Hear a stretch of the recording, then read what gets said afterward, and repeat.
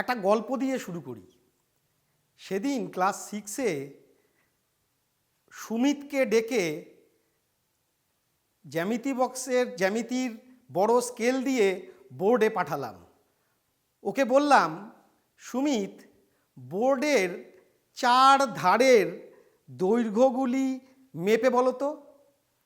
সুমিত মাপল, বলল, স্যার, দুটো দৈর্ঘ্য 120 সেন্টিমিটার করে আর দুটো 80 সেন্টিমিটার করে। আমি বললাম, সুমিত, এই 4 ধারের দৈর্ঘ্যগুলোর সমষ্টি কত হবে? সুমিত হিসেব করে বলল, sir, 120 plus 120 plus 80 plus 80 is equal to 400 centimetre. একদম ঠিক বলেছে।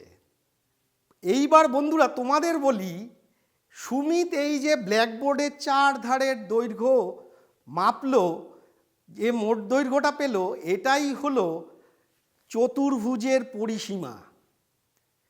এইভাবে আমরা যে কোনো বহুভুজের পরিসীমা তার সকল ধারগুলির দৈর্ঘ্য যোগ করে পেতে পারি। তাহলে যে কোনো বহুভুজের পরিসীমা কি করে পাব? বহুভুজের পরিসীমা সমান তার সকল ধারগুলির সমষ্টি, দৈর্ঘ্যের সমষ্টি। আজ তোমাদের দুটো কাজ দেব। প্রথম কাজ হলো, কোনো বর্গক্ষেত্রের প্রতিটি বাহুর দৈর্ঘ্য যদি 10 সেন্টিমিটার করে হয়, তাহলে সেই বর্গক্ষেত্রের পরিসীমা কত হবে। নাম্বার 2, তোমরা প্রত্যেকে তোমাদের ঘরের মেঝের পরিসীমা নির্ণয় করবে ফিতে দিয়ে। নির্ণয় করে বলবে কত হলো।